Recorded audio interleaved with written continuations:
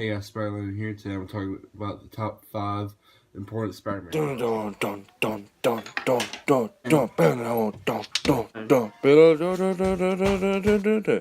Okay, let's do this one last time.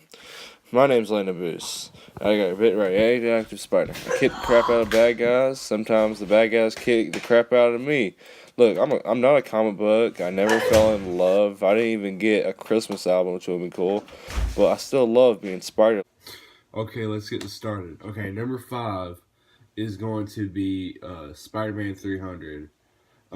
This is a really cool. This is really cool because this is the first appearance of Venom in this comic, and a lot of people love Venom. I love Venom too. He's a really cool Spider-Man villain. Excuse me, allergies. And like the artwork in this comic book is really good. This is like you see Spider-Man in the black suit. I'm pretty sure at the very end of the comic he takes the suit off and he's finally back in his like regular Spider-Man outfit.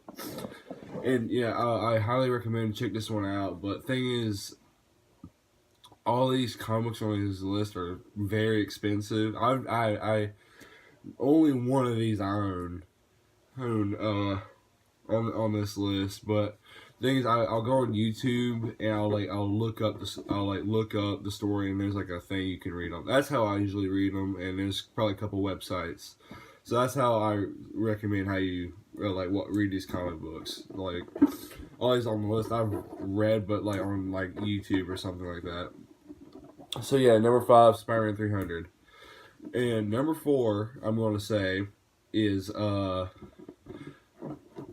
Spider-Man #1 by Todd McFarlane. And this is a very important. This is a very really good comic because this is the first time you see Spider-Man in these different poses. Because things you look at pictures of him, you see him like crouching or something like that. He didn't always do that. Yeah, like you see Jack Kirby and Steve Ditko draw him, he would like stand up or like do like that. Like he would grab to a wall or like do like a web swing or something like that. That's what they usually did. Then Tom McFarlane came in and he started drawing Spider-Man in this like crouching and all these like really cool photos.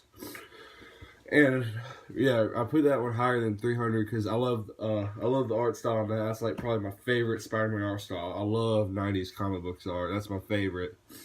Like everything. I love 90s Hulk, 90s Iron Man, 90s Spider. I love all the 90s comic books. They're really good.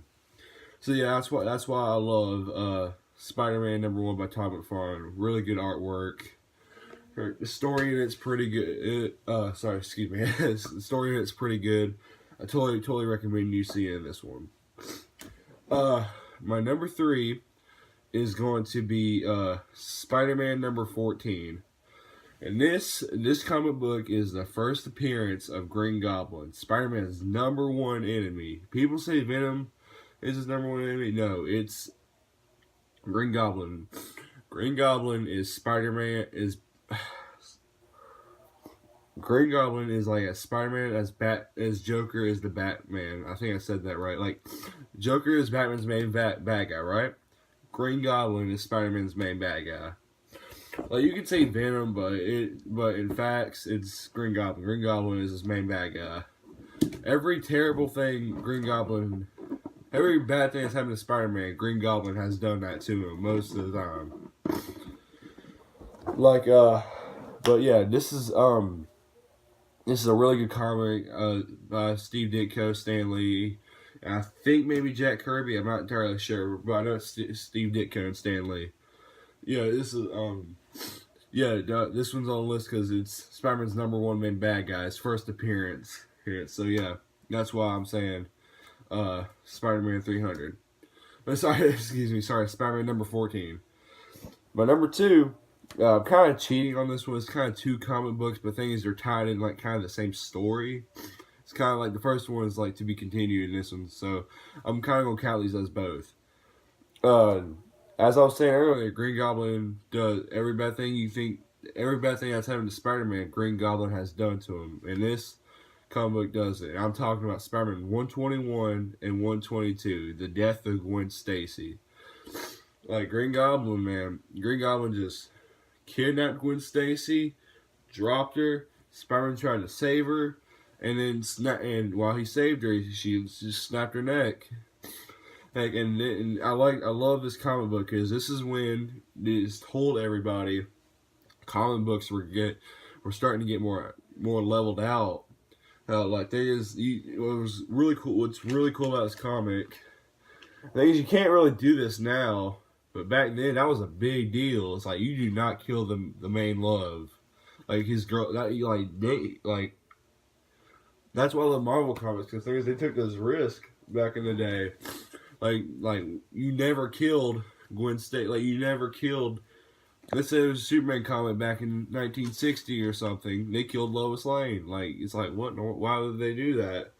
And that's why that comic's really important because it showed that comic books grew up. They got more mature, more better writing and everything. So that's why I love Spider-Man 121 and 122. The number one Spider-Man comic. This is I'm gonna do some honorable mentions. Honorable mention is I'm gonna say the Spider-Man 2099 series. That's a great comic book series. Again, that 90s artwork I love 90s comic book art. So yeah, check out Spider-Man 2099 comic book series. Another good series, but things I just think is okay so far is Spider-Man Noir. Thing is, it's really. I thought the story was really good. I just didn't care for the art style that much. That was kind of made it like a modern art style. I don't care for it that much because I watched Spider-Verse, and Noir was like one of my favorites. I like Noir, and my friend James, he started reading it. He showed me it, and he was telling me some of the stories. I was like, that looks really interesting. He showed me some of the artwork. I was like, I'm not really into it because. Well, I thought what it was is I thought the whole thing would be black and white. That's what I thought it would be. But no, it's kind of like it's hard to explain. And my last honorable mention is going to be Spider-Man: The Maximum Carnage comic book series. I love, because the thing is, if you're getting into Spider-Man comic books, that's a number one you need to read, because it's like, well, I don't really care about. I like Venom, and I like all the symbiotes. That's a series you gotta watch. Venom. It has Venom. It has Carnage, and of course, it has Spider-Man in it.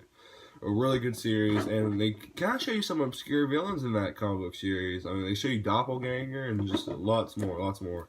And you get a lot of appearance from other superheroes like Cloak and Dagger. So, yeah, Maximum Carnage, my last honorable mention. Really good. Read that comic book series. It's really good. My number one Spider-Man comic book, and this one, y'all probably know what this one is, but I just want to say this video would not be made, nor my channel, nor a bunch of fans, nor anything, games, nor nothing, if this comic book wasn't made. I'm of course talking about Amazing Fantasy number 15, first appearance of Spider-Man.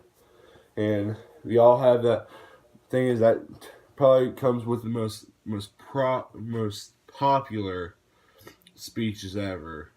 Great power comes great responsibility. That's like the most iconic speech there is.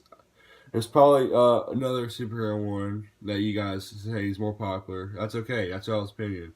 But to me, a lot of people, Amazing Fantasy number 15. With great power comes great responsibility is an amazing line. That's such a great line. And yeah, the thing is, I don't like the artwork as much as the 90s artwork, but still I really like 90s artwork more, but I appreciate like the old 60s and 70s artwork a lot. In the old 50s, like every comic book art, I appreciate it. Even the ones I don't even care so much about, I still appreciate. I'm like, dude, these guys worked their butts off and did what they like, and that's what I love about it. And things with Stan Lee, Steve Ditko, and Jack Kirby making this amazing comic book, like Amazing Fantasy. And let me just tell you a story. It's Spider-Man's origin story. That's all it is. I've heard that a million times. I mean, like, I think Spider-Man 300 should get number 1 spot. Thing is, that wouldn't happen without Amazing Fantasy number 15. Because thing is, they knew they had to. Stan Lee, Steve Ditko, and Jack knew they had to make this Spider-Man a super relatable, strong character for people to love him and teenagers alike. Just try to connect with them. And they did all of that in this comic book, and this was such a great comic book. And this was such a good comic book. Probably once every month I'll like go on Google or something, look up the entire comic book, and I'll just read it. That's how much I love that book. But yeah, that's my number 1. Amazing Fantasy number 15. Yeah. Okay, so remember, guys, I got an announcement on Friday. You guys are going to love it. And I'll see you guys in the next Spider-Man video. See ya.